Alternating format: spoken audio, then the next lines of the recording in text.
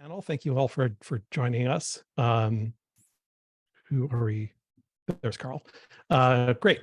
So our third panel is a Biden administration antitrust report card, or maybe a midterm report card. So either time still to turn it around or blow it, depending on your point of view. And so we have a great panel of experts here. Before I introduce them, just remind the audience that you can ask questions at any time. I'll try to work them into the conversation at the right moment. And remember, there are no stupid questions. You should particularly remember that when I'm asking questions. So our panelists today, we have Ginger Jin from the University of Maryland, who's the former director of the Bureau of Economics at the FTC. Carl Shapiro at UC Berkeley and former chief economist of the DOJ Antitrust Division. Larry White, NYU Stern School of Business and also former chief economist at DOJ Antitrust, and Corin Wong-Ervin, who's currently at Accent and former attorney advisor at the FTC. So thanks to all of you for joining us today. So let's start off with kind of setting the stage. What should success and failure mean if we're trying to grade the administration? What do we grade them by? What should we measure? What should matter? And how might different groups interpret those differently? Corin, why don't you start us off? Sure, and thanks so much to the organizers for having me. So I think that's a really important question, right? What does success, failure, or even neutral mean? So I'm going to talk about two things that I think are really important. And the first is effects on welfare, right? So what are the long and short-term effects on consumers, competition, and innovation? And this includes providing clear and predictable enforcement guidelines and enforcement so that parties can comply with the law, because uncertainty can serve as a tax on transactions or otherwise chill pro-competitive conduct. And on this front, I'm concerned. I think the withdrawal of the merger guidelines without any replacement to date, as well as the new FTC unfair methods of competition statement, which I think is quite vague and uses unpredictable and untested standards. I'm concerned that these are, contributing to this uncertainty. I'm at a law firm, I represent clients, and I have a lot of clients just saying, what do I do? Do I completely change my compliance program for this new FTC policy statement that moves us away from a consumer welfare standard and sort of testable implications to more of anything that makes it more difficult for competitors to compete standard? And, it's interesting, Aviv and Susan on the first panel this morning talked about the importance of guidelines. And Susan talked as if the merger guidelines were still in place, or at least that's what I heard, and how they refer to them. And so it just kind of highlights, the importance of them. And I hope they, I don't know if I hope, but I hope if they come out, that they come out soon so that people at least have some guidance. I think also Michael Katz referred to this, that the uncertainty can not only be in reducing incentives to invest, but also that competitors can exploit this uncertainty to bring litigation, which can have perverse incentives of companies pulling their punches, right? So it's not just creating noise, but it's actually biasing incentives against competing. I'll just touch really quick on retrospectives. I think it's way too early to do any kind of retrospectives of the Biden administration. And I'm not even sure you can do them, right? Because this isn't like a merger where you have a clear event and obvious controls. What we're looking at is more economy-wide, how do these policies affect? And so maybe you have some kind of controls with other countries. I don't know, but I think it's too early. But what I do know now is that I'm very concerned that returning to a sort of pre-1970s approach to antitrust is going to, risk having negative effects on consumers and competition. I think that there is a lack of a reliable record, that we have a systematic under-enforcement problem to justify these radical changes. If we did have this rampant type 1 error problem, you would expect it to show up systematically in the numerous retrospectives we have, but that's not what we're seeing. So the second factor or measurement that I'll mention is institutions, the importance of institutions in terms of things like credibility of the agencies, not just domestically, but abroad, and also morale issues. With morale, very likely having effects on motivations and productivity. So I think credibility comes not just from having these clear and predictable rules or enforcement approaches, but also from having an economically sound approach. So I'll end on a positive or a possible positive. I think one thing that is a positive or possible that the FTC has done is the creation of this new technology office. I know prior administrations had hired technologists, but really creating an office. I've long said that it's really important for enforcers and regulators to understand the technologies, which can be so incredibly complex, and the practical realities of how markets work. So I'll end on a positive note. Great. So other thoughts on how we should define success and failure in this context, and comments on what Corin said? Sure. Let me jump in and say first, I'm really pleased that none of the previous speakers talked about case counts as an indicator of vigor or lack thereof of enforcement. Case counts are absolutely not interesting in terms of how to be thinking about enforcement. To drive this point home, we don't see very many cases brought to try to convict bank robbers, okay? Well, does that mean we're not enforcing the law against bank robbery? No, I think it's more likely that there aren't a lot of bank robberies going on because the penalties, the enforcement, etc., is quite vigorous. So case counts are just not the right way to be thinking about the vigor of enforcement. Now, in the merger area, I think there is a relatively more straightforward way of doing things, which is in some metaphoric sense, where is the line on what kinds of mergers are going to be not challenged versus what kinds of mergers are going to be challenged. That, of course, gets into things like market definition, seller concentration, conditions of entry, what about the other side of the market, all of those complex IO issues. But the issue of where is the line? What are we letting through? What are we turning back? And is the line in the right place?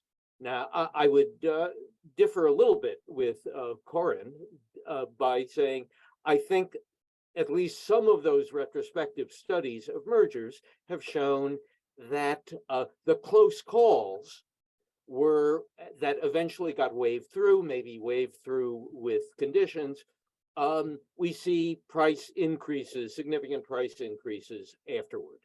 And if one believes that, and I do, that to me says the line hasn't been in the right place, that we do need to, through enforcement, through bringing cases, move that line to a place where we don't see post-merger price increases.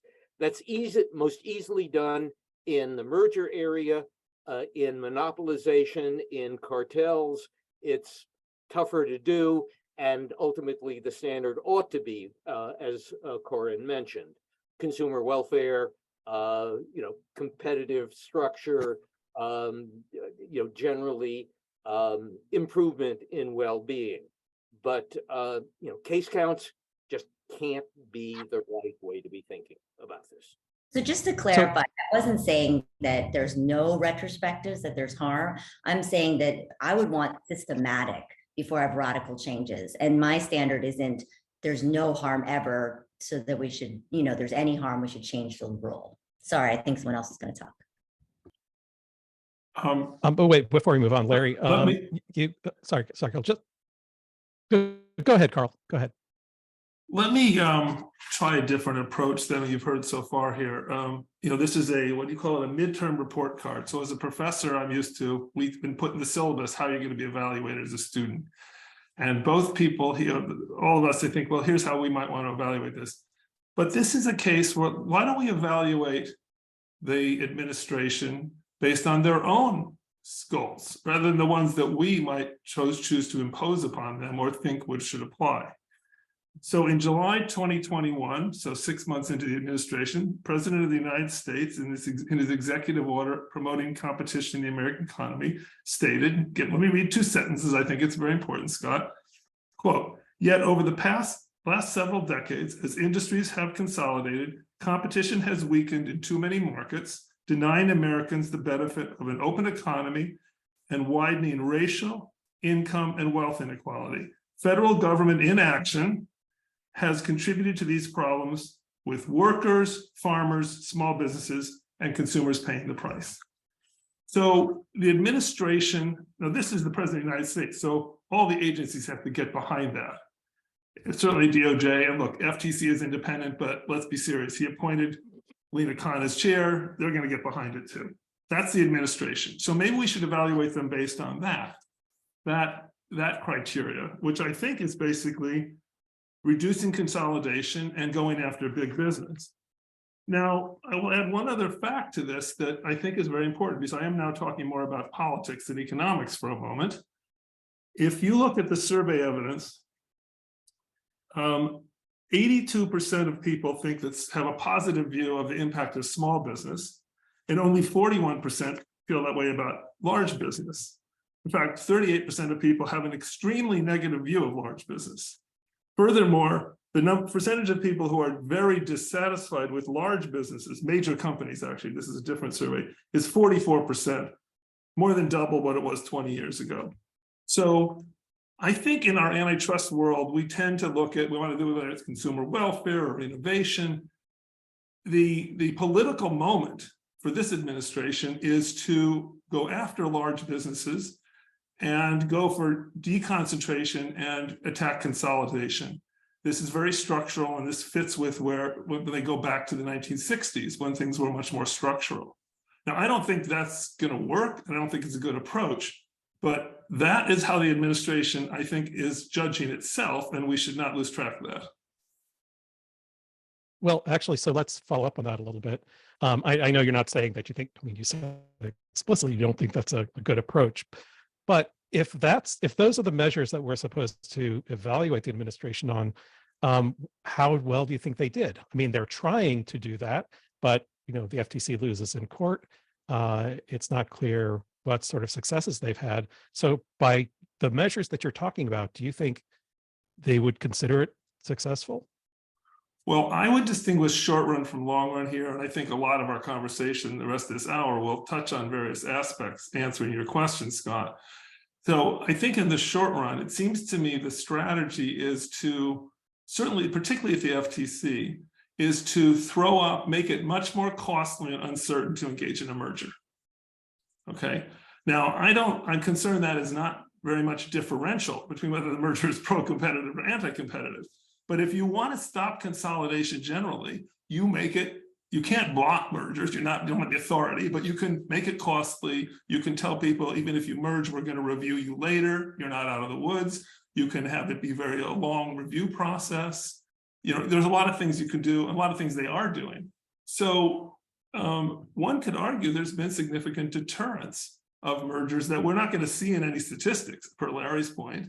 And I think if you talk to antitrust lawyers who counsel businesses, and I talk to them, and I don't do that myself, they would say, yeah, I'm telling my clients, there's a lot more uncertainty out there with many mergers. And by the way, it's not just horizontal. That's the other thing. It's vertical, it's complementary. Merger areas that were much less likely to get attention. And this is, I think, one reason the FTC withdrew the vertical merger guidelines for 2020. They've been actually surprisingly active on vertical mergers and less on horizontal at the FTC. So that, if you think about it, sweeps up a lot larger group of deals, because it's not just people who want to merge with a competitor. It's expanding. upstream, downstream, complementary. So yeah, I think you could take the view that it's been a success because of deterrence, although it's hard to measure. Now, the long run effects I'm very concerned about, and I think we'll come back to that, partly because of just bad incentives, but also because of setbacks in the case law. And we'll come back to that too in terms of the actual litigation outcomes. Let me just add that the kind of uncertainty that Carl has just described is exactly the sort of thing that Corin was saying is not so good. You'd like to be able to provide clients with, here's where the line is. And, if you propose something that's beyond the line, you're going to get challenged. If it's clear you're not beyond the line, then it ought to go through. Now, whenever policy changes, there's going to be some new, new circumstances. There's going to be greater uncertainty.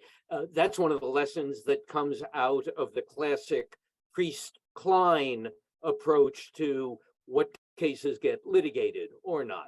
And so that may be inevitable, but just to create uncertainty for the sake of uncertainty, nah. But Larry, you see, you're assuming there are good deals. Let's take mergers. There are good mergers, there are bad mergers. You want to discourage the bad, so you want to make it clear where the line is.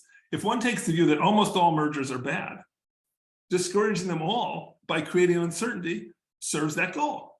Oh man, I mean, if Mary's coffee shop wants to, purchase Sam's garage, well, within the HSR reportables, I'm just pointing out that if you have a different goal, which is to reduce consolidation and reduce mergers, the analysis is different. And look, by the way, there was a huge merger wave. We can talk about the HSR report and the HSR statistics. The fiscal year 21, they just came out with the HSR report, was the largest set of mergers ever. So it wasn't working then, but maybe it's been having some deterrence effect later. Look, again, Scott, I'm not endorsing this. I'm just saying I think the administration may be using a different metric than we all want to use to evaluate their own success. And I have heard from folks at the agency. So I know for 2022, like the fiscal year, it was 3,500 reportable transactions that could get a second request, right? Not duplicate. But I've heard that since then it started to go back to kind of normal. So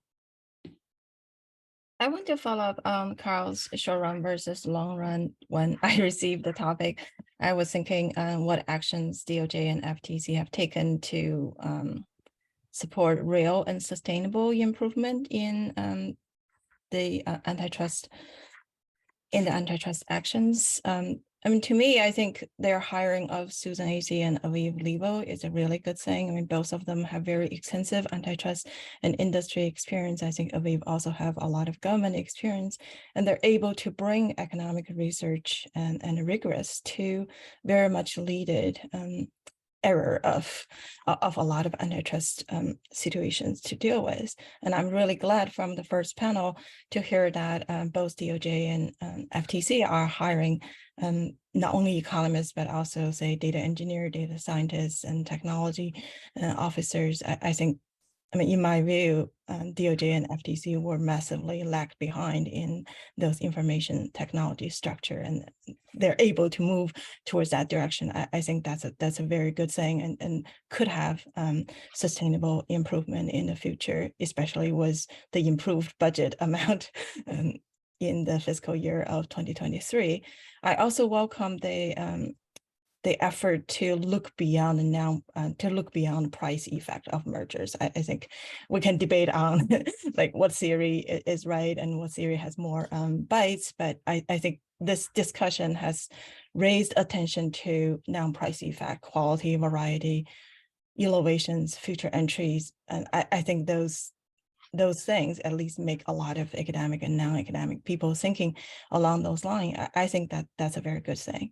And on the negative side, in addition to the increased uncertainty, I feel like some of actions have put the jurisdiction and the has put the FTC jurisdiction and reputation at risk. And we have Supreme Court has a decision in 2021 seems to rule that FTC lacks authority to seek equitable monetary relief.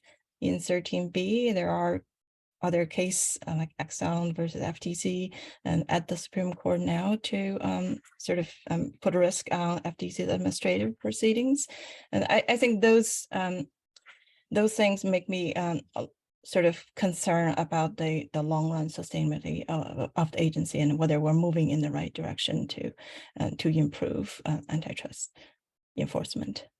I agree with you, Ginger, about what both Aviv and Susan said about building capabilities there. That was nice to hear. But I have to say, it struck me, I was thinking, oh, well, how would I have answered that question when I was at DOJ? How would I evaluate my success? And the first thing that I thought of, I mean, again, I totally agree with them about the staff, was, well, we did sort of merger guidelines to move the case law in a direction that strengthens enforcement, which I thought was necessary. And so did Christine Varney, my boss. So, and that's what has lasting, in terms of what has lasting effect, the case law, and then we can talk about agency capabilities. That's okay, I'm there. But they didn't mention case law or anything about that. And this is, in fact, my concern is when we look now, midterm report, and we look 2 years later, 3 years later, the cases so far are not good for the development of case law if you want to do stronger antitrust enforcement, which they say they want to do and I want to do. And so it's a setback. And I'm not particularly optimistic about the cases in the pipeline, but we'll see. So I think that's a good metric. Of course, it's with considerable lag that we can observe that metric. I totally agree. I think losing cases without credible theory of harm and empirical facts actually would introduce risk to undermine the agency's reputation and not setting a good precedent in the case law. And we're seeing somewhat the inevitable consequence. The neo-Brandeisians criticized, let's say, the Obama administration, particularly for being too timid. As somebody who was there, we made choices about which cases were we would like to bring, but were too risky, so we'd settle. So fine. And Jonathan Cantor has said, we got to be more aggressive and take more risks. Okay, that's a judgment call, and we'll see how that works out.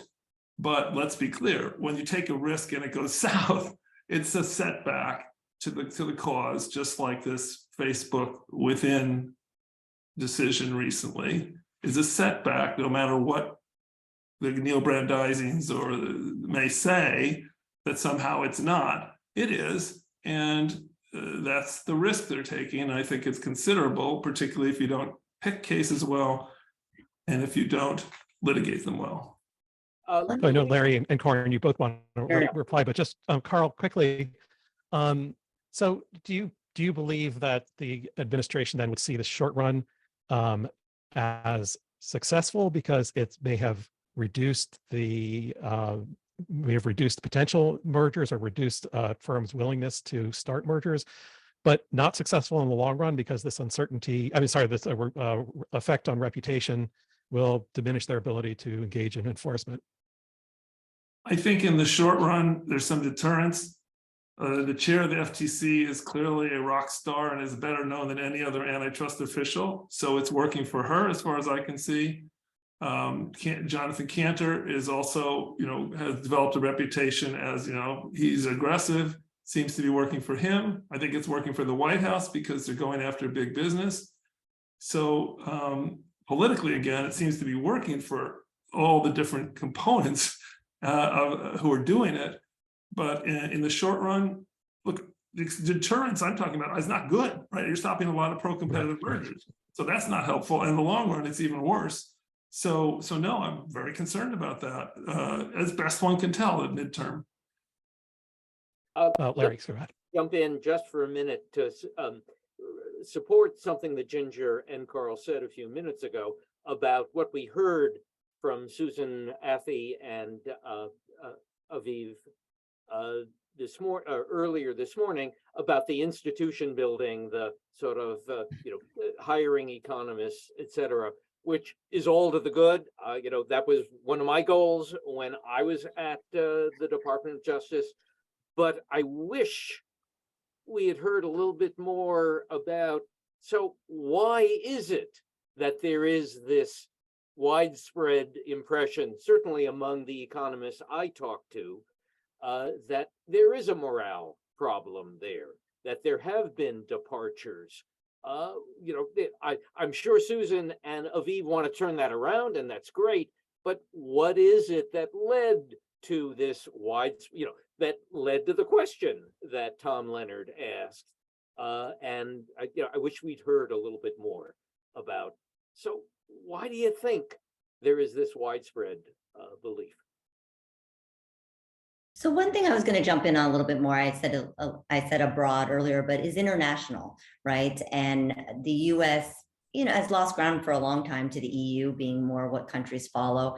But when it was announced that Lina Khan was becoming chair, I got a lot of emails and calls from around the world from very senior enforcers saying, does this mean that everything the US has taught us for the last decades in terms of consumer welfare standard and economically sound theories is out the door? And I think that I am worried that long-standing positions on not doing abusive superior bargaining position or excessive pricing or exploitative abuses, a lot of those have been removed from the FTC's websites. The new Section 5 Unfair Methods of Competition policy statement explicitly uses exploitative abuses, which, really, they don't say excessive pricing, but that's what that means abroad, is excessive pricing alone without any exclusionary or predatory conduct. And it also talks about abuse of bargaining power. So I am concerned, and I've, had people have me come speak at embassies or different things to kind of talk to parts of their government about, because, I've been told that other parts of their government who have long wanted to protect national champions or local procurement or things like that are using the US as cover. And so they wanted me to talk about, we're not like China, right? We don't have one voice. There's lots of views here. I see kind of three camps, right? The Chair Khans and Wu's. I hope you don't mind, Carl, maybe where you are, we want some change, but let's not throw everything, and then where I am. So we have different views. I think that's important for people to know. And Larry, to answer your question, I think FTC, for example, have a tradition of bipartisan consensus building between different people along different side of the aisle. It seems like that culture has been undermined. And like when Noah Phillips announced that he will resign, and he obviously cite other reasons, but at least according to some media reports, seems like he's concerned that other commissioners are not open to discussion and compromise. They're also in FTC, I think, when the satisfaction score plummeted, seems like one of the reasons is there are new internal rules that sort of reduce staff's ability to attend academic research or related conferences to share their opinions and their studies. And I think those restrictions probably have contributed to the morale decline. That's just my guess. Look, I think it's hard to dispute that Lina Khan had a very rocky start at the FTC in multiple dimensions. And personally, I don't find it so surprising. She didn't have a lot of experience for that job. So I think as a midterm, you ask, well, how's she doing? And I say she rather than the whole commission, because she is the chair. She's in charge of these things, learning and adjusting after what is now maybe 18 months plus. And I think that's just, I'm watching, but it's unfortunate that we had such a rocky start because somebody was put in place who did not have more experience to run the agency. Before we move on too far from the international part that I think Corin brought up, just a quick sidebar question. There was a report in the Wall Street Journal a few days ago where they said that the FTC was, they called it colluding with EU antitrust authorities to block US mergers. So Larry throws up his arms, and the question is, what does that mean? I mean, aren't they supposed to interact with their counterparts? I didn't understand the article. Does anybody have any perspective on that? Larry, go ahead. You already gave Of course, there ought to be, communication and coordination, and I took a quick look at that article. I saw the collusion phrase as well, and I said, this is silly, and I think that's silly is my way of I'm comfortable there. Silly. Yep. As a Okay. description of, oh, there's a problem here. No, there's not. We ought to be seeing coordination. We are, which, sorry, it skipped out of my head, and it's a point I want to just briefly come back to about, Corin's early point about, clients, they want certainty. They'd like, greater transparency, greater clarity, and that's all to the good. But at least often clients also want flexibility. They want, oh, mine is a special case, and so the enforcers need to understand that. Well, there's, shall we say, a tension between clarity, certainty, and flexibility. At some level, you can't have it both ways. I think this is very different between uncertainty and flexibility. I'm not saying, you can have some more certainty with some flexibility. I would say antitrust, the economic analysis, it's efficiencies, different things, there's flexibility, but actually knowing what the standard is, right? Are we talking about with exclusive dealing concerns only when you're excluding an equally efficient rival and depriving them of minimum efficient scale? Those are kind of things that a company can look at, right? They know their minimum efficient scale, but if it's things like exploitative or abusive or unfair, I don't know how you judge for that, right? Every time I make it more difficult for a rival to compete, and they complain. And so I don't think that companies want it both ways. I think with, I would like some, to be able to advise clearly that here's some things, here's the risk assessment. And then how important is it to the business? Like, is your biggest customer saying, I need this, or I'm abandoning you? Then you play a little bit more risk, right? But if you can't even give a meaningful risk assessment, that's really problematic for companies to be able to do things that could be really great. Let me pick up on what Corin said about international, because I largely agree. I served at DOJ in the 90s, and then again 2010, 11, 9, 10, 11. In the 90s, the EU was not as developed with their antitrust. US was really the leader, and the Europeans were explicitly learning from us, and they were, and as well as we were bringing in Eastern European countries out of the Soviet bloc for competition. So US was totally the leader, and then we set up the ICN, right, around that time. When I show up again around 2009, after the Bush administration, the Europeans are like, well, you guys are kind of lost track of the plot here. We're so had much more influence internationally, even by then, Corin, even by 10, 12 years ago. And now it's whiplash for them, because what we taught them, and it really was the US teaching the rest of the world for many years, not to say they didn't contribute in their own.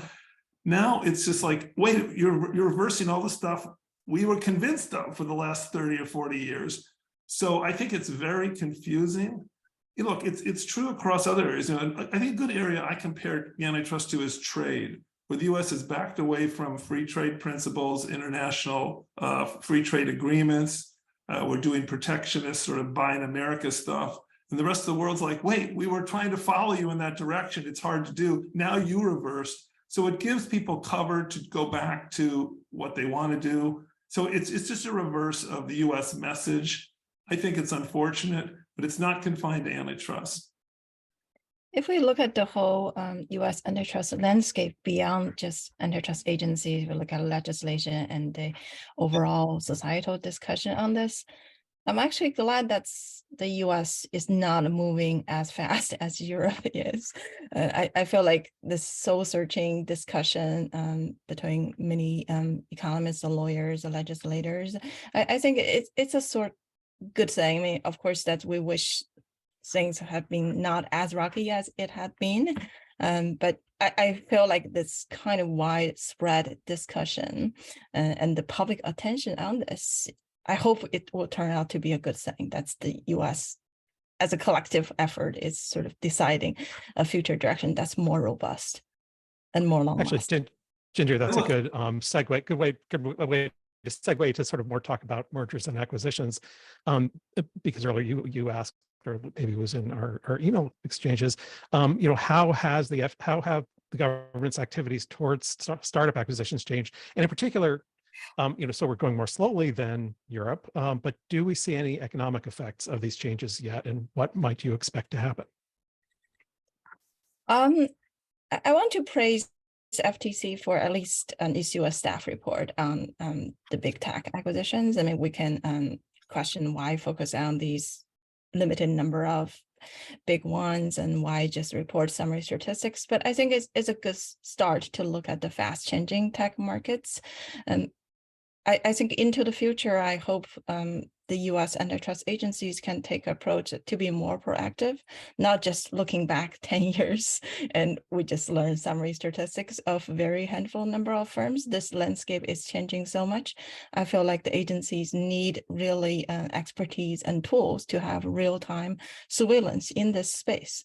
That's when we say, okay, we worry about acquisitions in the nascent market, or about a series of small acquisition that may end up building up abusive market power and something. I feel we really need to do the homework here. That's really understand the landscape, develop a robust theory of harm, and what kind of empirical facts would needed to support those theory to draw a line that's okay, which side is anti-competitive, which side is pro-competitive, how we make the trade-off between the two. And I think the current rhetoric heavy approach is not going to get there.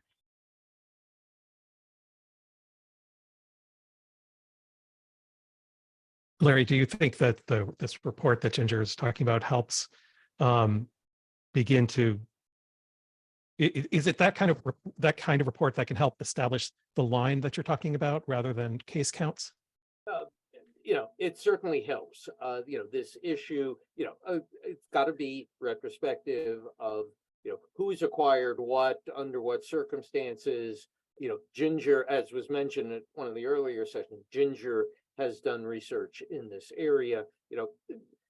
Finding out more about where we've been, it has to be useful for figuring out where we want to be going.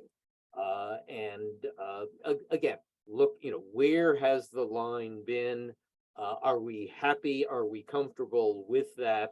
Or do we think, no, there's a problem, and it's a problem not based on case counts, problem not based on, as Carl was talking about earlier, not based on, oh, these guys have been buying up this guy and this guy and this guy, but it's got to be based more on, all right, what were the consequences?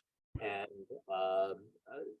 that's got to be the way to be thinking about these issues. So let me pick up on that, Larry. Because this FTC report, I think, was really helpful just laying out all these acquisitions. There were a lot of people, who say the four big tech, for the GAFA firms, or the 4 or 5 big ones, they've acquired, several hundred firms over the last 20 years, some metric like this, and none were blocked. Only a few were challenged in any way, so that must be a problem. I'm like, well, wait, how does that follow, right?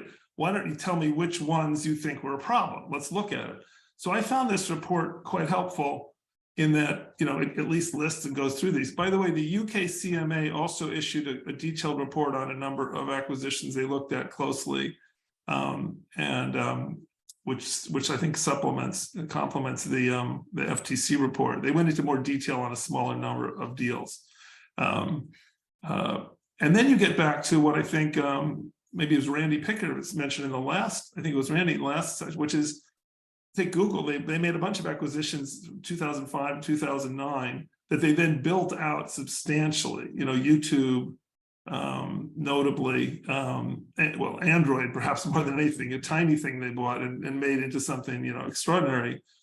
You could go back and say maybe that was anti-competitive, but I think most of the people who have that view see, well, they used it to build out in another whole area. So Google was doing search, then they bought Android, now they have Android. They have another empire, if you will, another large successful business. if you think that's bad per se, because you don't like big companies to be sprawling and powerful, then you're going to look at it as bad. But of course, I think most of us would say, well, where's the harm that came from that, as opposed to the benefits that came from that? And how would you really want to go back and evaluate that in 2006 differently? I doubt it for Android. And could you even today, I mean, the thing that I find very frustrating about, say, the Federal Trade Commission's suit against Meta, saying, oh, that acquisition of Instagram in 2012, that acquisition of WhatsApp in 2014, that greatly buttressed their power in social networking. No, those are small companies at the time. It would have been very hard to make a prediction, very hard to have gotten a federal district court judge to have issued an injunction. Very likely the judge never would have heard of any of these things. But even so, if you wanted to do something today, what do you do? If you wanted to try to spin off Instagram, say, this is not like breaking up AT&T in 1984, where you've got a bunch of physical facilities at various locations around the country, and you had a headquarters, AT&T, that actually wanted the 7 operating companies and the remaining long distance plus manufacturing company called AT&T, wanted them all to be robust and to prosper, and tried to do the breakup of the physical facilities, tried to do the allocation of personnel in a way that would allow them to thrive. That is exactly the opposite of what Meta's incentives would be if the outcome was, all right, you have to spin off Instagram. Well, first, what are you spinning off? A brand name, maybe a little bit of IP, but other than that, how do you force people to go in one direction or another? And of course, Meta's incentives would be to not try to have a robust standalone Instagram. So I don't think there's been enough thinking about, the world is different as we think about what remedies might be present for these kinds of cases. The world's different from 1984. Corin, go ahead. Thanks. So there's been, I think on the last panel too, Michael Katz mentioned this about how the standards for example, for potential comp are incredibly difficult, right? They're incredibly difficult to meet. But, I think it's for good reason, right? I mean, as with any merger, there's 2 counterfactuals: the world, the future world as it is, and the future world with the merger and without it. But when you have actual competition, you have a record. You know what the prices are, what what it is likely to look like in the future with the merger, and you don't have that with potential comp. It's extra sort of crystal balling, and so I think that it should be a rigorous standard. And I think a lot of times people overlook that. They just assume that this company would have been successful without the synergies and know-hows and and all the benefits of the acquiring company. And this is since where, you bet. I'm sorry. Go ahead, Jitter. Sorry. Oh yeah, Go I ahead. just want to add a comment here. I agree with Corin. I think this is where the merger retrospective will be really helpful, right? That we can't just say we look back and only look at Facebook and Instagram and WhatsApp case, and the fact that Facebook grows bigger after those acquisitions. That's kind of the scene that we should condemn. I feel like merger retrospective would tell us like what kind of acquisitions in the past have generated what harm to whom, and how that is dominating whatever the pro-competitive part in innovation and other things, right? And that we have to learn the lesson in order to know, okay, how can we tell in the future similar thing happen, and we can have some prediction on what to expect when we see the next series of acquisition that may look problematic. Without that, I just don't see how we can do it. So that would seem to lead us right into the question of the merger guidelines, and what we should expect with those, if anything. Any thoughts on merger guidelines? Yeah, I think from the RFI, you can really tell a lot of what they want to do. I mean, they ask them as questions, but I think, and also what we've seen in speeches about sort of returning to some of the older Supreme Court precedents. So look, we've always had Philadelphia National Bank, the presumption for horizontal mergers. But I think in previous administrations, at least when I was there was really an effort to go further, right? Yeah, you're in court, you get to rely on it, but to really do more of an effects-based analysis. So I think we're really going to go back to that. So I think, incredible skepticism of things like elimination of double marginalization as sort of part of the math of raising rivals costs. I think it's much more, skepticism of it. I think, sort of asymmetric burdens. It's like, we're really skeptical of EDM. We're skeptical of things like pass-through. There's a lot of asymmetry, or the thing about or how you're treating efficiencies. And lastly, I really don't get the how I agree we should not really focus on defining a relevant market and market shares. I want to focus on the competitive effects. But if you're going to use presumptions of illegality based on shares, I don't know how you do that if you don't define markets. So I think we're going to see an effort to make it easier for the government to win cases across the board. And the question is, how do you write guidelines? How will they write guidelines to do that the courts will accept and not just view as an advocacy piece for the plaintiff appearing in front of them? So one thing that's clear is, and then I'm just picking up from the rhetoric of the agencies, particularly Jonathan Cantor, who said more about this. We all talk about the statute. This talks about mergers that may substantially lessen competition. So the may is going to get a lot of emphasis. May means may, and it's not about likely. It doesn't have to be likely, which goes to the potential competition cases. So they're going to push in that direction. A low standard for may, in other words, in terms of probability or likelihood, they'll push for that. Then the other phrase we don't talk about as much, tend to create a monopoly.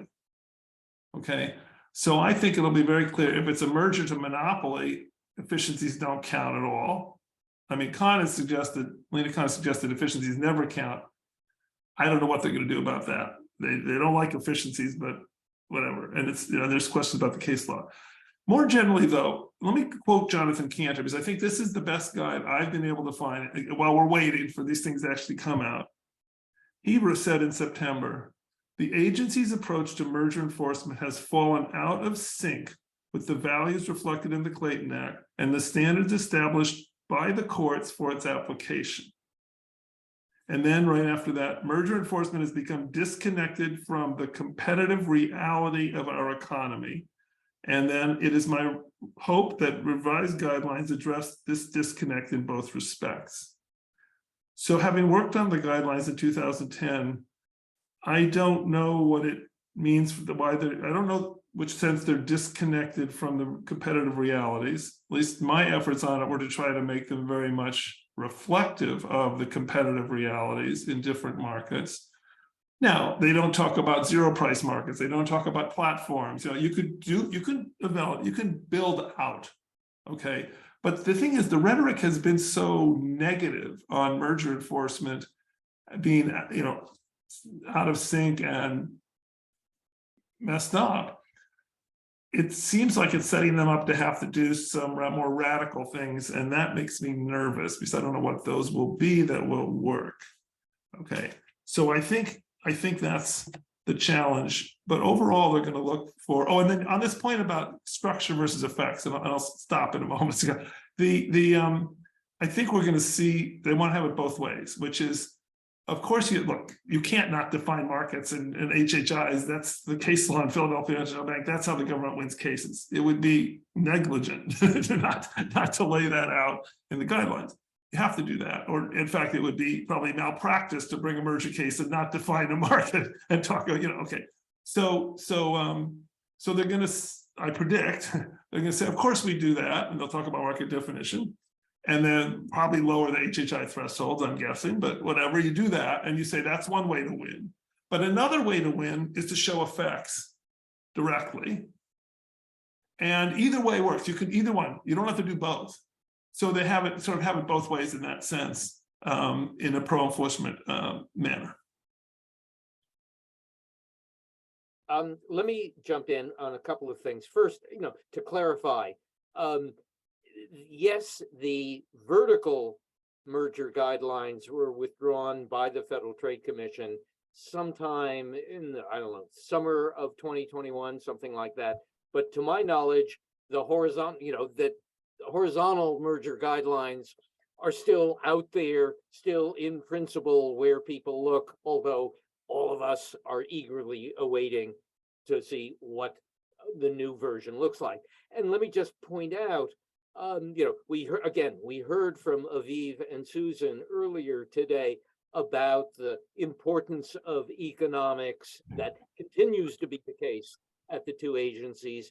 I think the new merger guidelines that come out are going to be an interesting indication of just how important is economics still at the agencies versus, something else.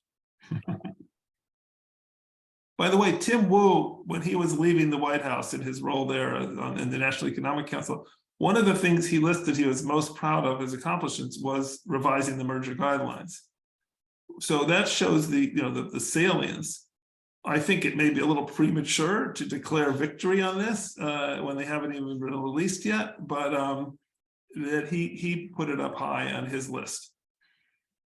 And it's important to remember that guidelines are not laws, and they are widely accepted, at least the horizontal one, widely accepted by the court because they make sense. They sort of set up principles, and it allows a framework for both sides and the judge to think through the problem in both legal and economic sense. I think if a new one does not have similar credibility, it's not going to be adopted by the court, and that could be a setback, no matter how rhetoric or glory it sounds like.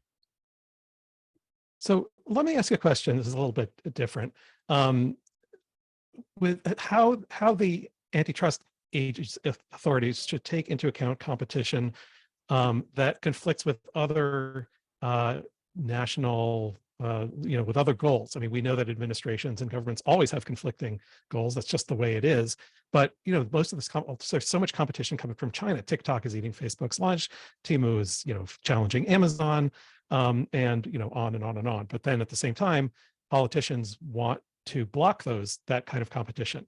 Should, as just objective analysis of the markets, how do they take this into account? Should they be considering it competition, or should they recognize that the administration has protectionist goals or even national security goals, let's say? How do you deal with that?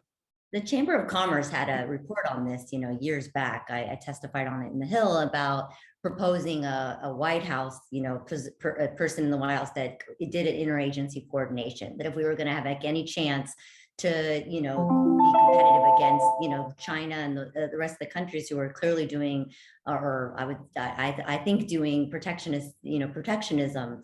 I think I'm really worried about that. I mean, maybe with like Tad Lipsky in the White House, I might be okay with it, but I don't know who's the one's going to be in the White House. So for me, I really would like us to stay pure with antitrust. And Edith Ramirez, when she was chair of the FTC, gave a beautiful speech in Beijing about this and just about the dangers. Certainly not at the competition agencies. They're very ill-equipped to weigh and balance, other factors. And I just don't, so we have this much efficiency is good for consumers, but something else. We already have some of it with CFIUS and other things, but I just would really want to keep antitrust pure. Yeah, I agree with that. And I'm a big fan of exactly that the antitrust problems are extremely difficult as they are, and trying to introduce those extra trade-offs is just going to make them a whole lot harder. The agencies are going to have to add expertise that they're not going to have the budgets for. And at the end of the day, those sorts of trade-offs ought to be up at a higher pay grade, at a higher level, at the White House coordination level. Not, keep the antitrust agencies focused on antitrust. So I agree with that too. Look, I happen to be a big environmentalist, but I don't think we should block a merger because the acquiring company has a bad environmental record. Okay, it doesn't. I don't think the statute permits that, and it's just how are you going to do that, and where do you draw the lines, and where do you limit that? However, on the national security sort of trade issue, there is an important connection that we can do as antitrust folks.